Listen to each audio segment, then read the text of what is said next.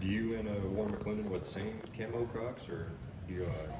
It's my fashion statement. I started it first. You started first. Yes, sir. Amarius, how have these first 3 games been for you? Just what have you thought of how you've been able to play and contribute on the line? I say it's definitely been a bigger role, more learning experience. You know, like with helping my great teammates. You know, just pushing me, just like telling me to go out there, have no worries. You know, just like providing me to play good. You know, contribute to the team. What's been the biggest adjustment for you playing the role you have? I'll probably say the time I had to put in off the field, like just like with film, you know, just like getting extra film, you know, learning the players, you know, learning my role, like what to do and what not to do when I get out there. So like one anything be anything new to me when I'm out there. I think it was Cedric last week that said you had matured a lot in your run-up since last year. From your perspective, like, how have things gone, and what's been the biggest growth process for you, maybe off the field? I'll probably say definitely just maturing, like I said, just like realizing like that I have an important role, you know, like when I'm out there, I'm expected like not having to fall off, or like whether that be Warren or anybody else. So like they expect me when I go in to like have their backs, and I know they got my back. So has it been hard to embrace that role? Because obviously all you guys, you come in, you're highly touted out of high school. Is it hard? But now, has it been hard to come in and kind of embrace that role of not necessarily starting, but still playing a key role? I say it was at first, but like I said, with helping my teammates, you know, it makes it more easy. Like with them talking to me, patting me on the back, saying it's gonna be good, everything gonna be all right. You know, you're gonna mess up. You know, with them telling me that, you know, I have all the confidence in the world. What were some of those things they told you over the past year or so? And who were some of the guys that have really kind of taken you under there? Most definitely Warren. You know, he talked to me every day. It was like even when he's not in, he always walked to me like, hey man, when you go out there, you do your thing. You know what I'm saying? Like most people don't do that. You know, I got that big brother relationship with him, so with him doing that, it just gives me all the confidence in the world. Amarius, what can you say about the transfer portal deal? I mean, we look on Twitter, there you are talking to Florida State coaches and everything, and then you decided to come back. Just kind of, can you walk me through kind of what happened with all that and how you wound up with Georgia? Yeah, most definitely. I say as a freshman, you know, like I said, I came in highly recruited, you know, just wanting to play. But I say like I matured mentally, you know, from freshman to sophomore year, and I realized like going to the portal wasn't the best idea for me. So by coming back my sophomore year, I felt like Georgia's the best place for me, developing me. And right now, I mean, what did you hear from teammates and coaches when they found out you were doing that? I mean, it had to surprise a good bit of people. yes, sir.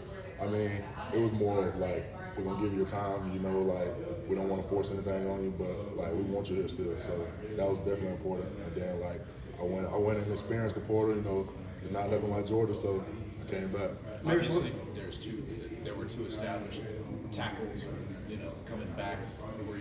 Did you get more comfortable with the idea of developing behind them, or were you told like, look, come back, Georgia, we're gonna play you? Almost definitely. Like I knew Warren and Broderick, you know, probably gonna be the starters, so I knew like just like me coming back, learning from them, you know, I feel like that's the most important thing. And now with me like getting playing time now, and them still like being there for me, like if I need anything, like just the relationship we got, like that shows like I know playing time was important, but you know I feel like right now, I mean I'm playing, and I know like I just feel like the relationship that we got, you know. Amarius, what did NIL factor in when you're deciding, you know, should I go back to Georgia, should I go to Florida State, should I look at other opportunities? Like it's a different world now, but how does that impact things? I'd say it didn't impact it at all. It was just more of a decision to just me growing up and maturing, just realizing this is the best place for me. You Have talked you about found that. yourself at all sort of watching Florida State or some of the other ones that you might have been considering behind the scenes, you know, to kind of like, is it validated, you know, where you said obviously things are going well here in Georgia? Exactly. I'll probably say I really just spent time offline. Like I didn't really like watch anybody. I was just more like, it was like around the time of April, like early mid-April. So I was just basically like just checking in on like all my teammates here, trying to make sure like they was good for G-Day because it was around that time. So I mean I wasn't really like focused on any other school, but here. You talked about that development. How much has playing actually helped you develop? I definitely say like from a mental standpoint, you know, I'm out there with the one, so I mean, I feel like once I get in, there should be no fall off. So I know that helped me a lot, and I feel like if we keep like this rotation going right now, I mean, it'll be even better. What was the hardest part about that time you spent in the portal, just as far as when you were making this move? I'd say the hardest part for me was just the mental part of it, you know, just like, am I sure this is what I want? Am I sure like this is what I want to do. You know what I'm saying? I know like I've been moving to a different state. I'm from the state of Georgia, and I just thought like, you know, that right here, like that right there at the time was like too much, and I knew like if I stayed here and I stayed true to the university and believe what Coach Smart said, I'll be good. How did it feel to finally come in and get early playing time against Oregon after all that whole big bid? I say it felt good, you know. I mean, I feel like Coach Smart, he trusted me. He trusted I was gonna go out and do the right thing. And like I said, with helping my teammates, you know what I'm saying? Like with them telling me, like, hey man, you got it. Just go out there and do what you can do. I had all the confidence in the world, you know. You mentioned Warren McClendon. Can you tell what kind of a block of granite is that guy? 'Cause obviously, you're bigger than Warren is, but they talk about from a technical standpoint that he plays so well. What have you learned about from Warren and about Warren? I say Warren is the most technical sound offensive tackle I ever met in my life. Like I learned so much from him.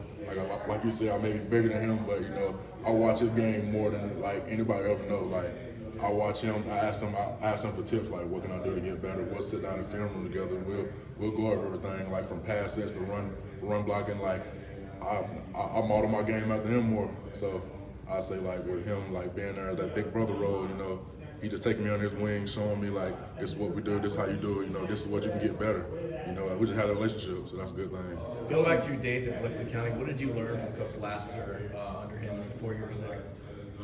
I learned a lot. Just like I'll probably say from early workouts to practicing hard, whether that be like we was outside, like here we got an indoor, but just learn to practice hard, play hard. And that carried here. I mean, whenever I came here, you know, I mean, I really like. I'll say I wasn't surprised when I got here. That prepared me. Did you know Warren at all in high school? Didn't met your days at Blakely and you were brothers? I actually did. Me and Warren had the same O-line coach Okay. in high school. So how much, I guess, did he factor at all in your decision to commit to Georgia in the first place? Like, did he recruit you at all back when you were coming out of high school? Yeah, I'll say he had a pretty big part in that. Him and his Xavier Trust, they were both my hosts, so most definitely that. You talked about missing G-Day. You know, how much do you think that hampered your development at all, or you know, getting back here, how big was that? I would say that in ways it did, but I just felt like during that time, like I wasn't sure what I wanted, so I felt like I needed that time just to like make sure like this is what I wanted to do. And now I look back and I hate I missed the G-Day game, but right now I'm in a better place, and, you know. What can you say about what this offense is doing so far this year? I feel like there's always room for improvement. I know right now we're doing pretty good, you know. So I mean, as long as we just keep getting better each week, you know, we can sky's the limit for the offense. You kind of hit on it already, but 5 months after you've made that decision to come back, just how happy are you with your decisions? I'm excited, man. You know, when I came back, I wasn't sure like if I was gonna play or not, but you know, now like with me actually getting meaningful snaps and I'm in the lineup early, you know. I'd probably say the hard work I put in from April since I got back to now, I mean, I see it didn't go unnoticed. Amarius, you're a big guy and you put on some pads and a uniform. How hot does it get out there? You know, I know it wasn't as hot in Columbia this week as it could have been. But Yes, sir. I know you guys had AC at the locker room. I mean, does it get really hot on a game day for you?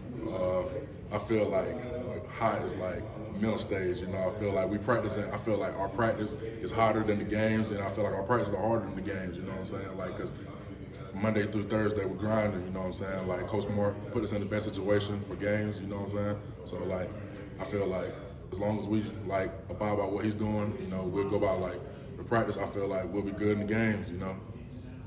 Is that maybe the key to it? You said the practices are harder than the games are out there?